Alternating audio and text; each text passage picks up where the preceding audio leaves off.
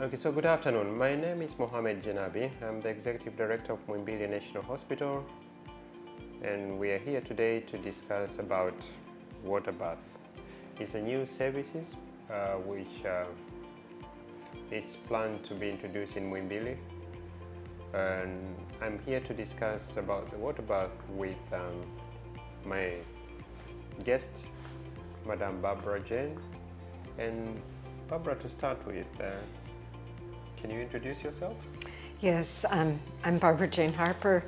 I'm a midwife and a nurse from Florida in the U.S. and I travel all over the world to introduce and train about the use of water immersion for labor and birth, and that's why I'm here with Professor Janabi. Oh, thank you, Madam. So, just for our audience these are not medical people, so what is this Waterbirth? Well, labor can sometimes be very painful and very arduous. It can be difficult for some women. And by getting into a bathtub when you're in labor, and these bathtubs are purposely built for birth. They're not just any bathtub. But by getting into the water and experiencing comfort and relaxation, the labor goes faster.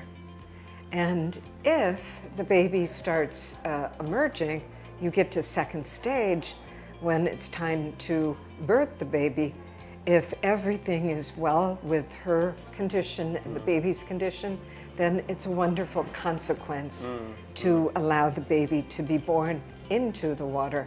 I call it a womb with a view, because the baby is growing in fluid and it cannot take a breath as it comes out into that external fluid that's the bath, and it can only start breathing after it comes up into the air and is met with gravity and atmospheric nitrogen, the things that are in our atmosphere. So is water birth the same as natural birth, or there's a difference? It's exactly the same. Okay. It's a way to facilitate a natural, normal birth. And maybe for the ladies who are looking or watching this program now, are there criteria for someone to have a water birth? Yes, I'm teaching the staff of their hospital and some other midwives and doctors about the criteria. We just finished that session, and a woman has to be pregnant with one baby. The baby is head down. She's in her 37th week of gestation, of pregnancy, and she should not have any communicable diseases, either blood or skin, infections.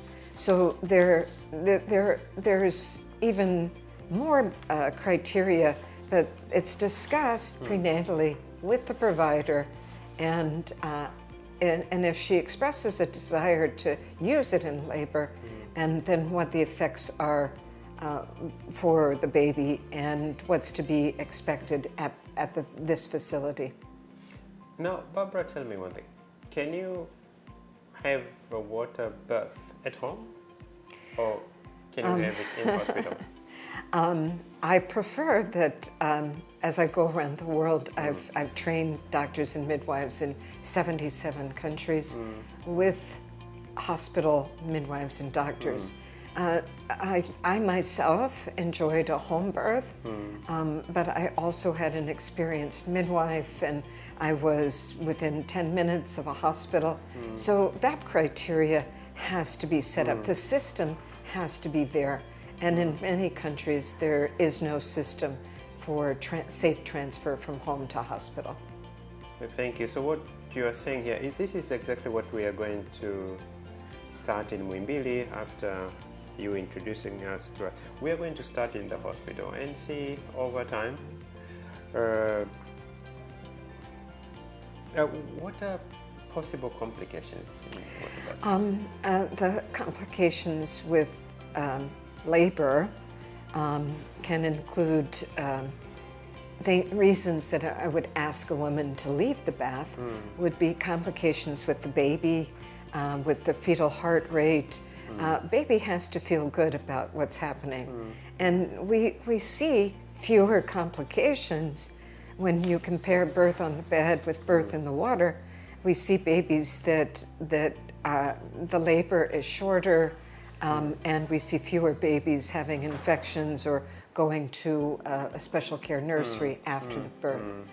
And so complications can happen in almost any birth, but the clients that we select, those women that are selected to use the tub, are having a normal pregnancy, their labor was normal, and if they stay in the water, it's to birth the baby, it's a wonderful consequence. And what will be the ideal temperature for the water? Because you can get an overheating and dehydration. Well, the ideal temperature is, I call it ambient temperature. Your skin is about 32 to 35. So anything above 35, like 36 or 37, but not higher than 38. It's kind of a narrow range, and it can be cooler on a hot summer day. You might feel it's refreshing to be in water that's 28 or 30. But we recommend keeping the water at maintaining that temperature between 35 and 37. If, while we are going towards the end, if I say in numbers, give me 5 advantages of water bath. For the mother, the advantages are comfort, number one. She feels much more comfortable. There's less perception of pain. The difference between perceiving the contraction and the muscular movement and of the ligaments and the uterus out of the water and in the water is like night and day. And I've experienced it myself. That's probably why I'm so enthusiastic about it, because it was so comfortable. The second one is the mobility that she has. Because she's in the water, she can assume any position. She can exercise. I've seen clients dance in the water with their bodies and move. And when a mother moves, the baby moves. And the baby, that's why the labors are shorter, because baby comes down through the pelvis much more easily. And so if she's more comfortable, that means it's less pain. And it doesn't take the sensations of pressure away. She still feels that, but all of a sudden it changes her consciousness and she's actually happy. And very rarely do I hear women associate the word pleasure with birth. And many of the women that have their babies in the water tell me that that was the most pleasant experience. Maybe they have 4 babies and 2 of them were born in the water, and they actually say there's a big difference. One of the other advantages is the baby comes out of the water. The mother has an autonomy that she can help guide the baby herself. And when she has that physical and emotional autonomy, she turns out to be more invested in this baby's life. We've done studies that show that mothers that give birth in water breastfeed longer. They breastfeed right away. The baby comes here. I call this the sanctuary. And the baby stays there, and we don't cut the cord and take the baby away from her. That's another advantage, is that immediate skin-to-skin contact for both the mother and the baby. What are the chances of the tears sometimes in the perineum we normally see in the spontaneous vaginal delivery? In a spontaneous vaginal delivery on the bed, usually the mother is in a flexed position with her legs up in stirrups. By releasing that and having her move her body and feel the baby coming through, she guides the baby and she guides her own pushing. Nobody's telling her how to push or where to push. And therefore, we see less tearing as well, because position of the mother makes a big difference, and also the style of pushing. And the third thing is when the baby's head is born, nobody touches it. It sits there until the next contraction. And by doing that, we eliminate the shoulders tearing the perineum if you're pulling the baby out. So there's chances of perineum tear? Much less, and much less severe. Now my last but one question. In labor, is pain inevitable?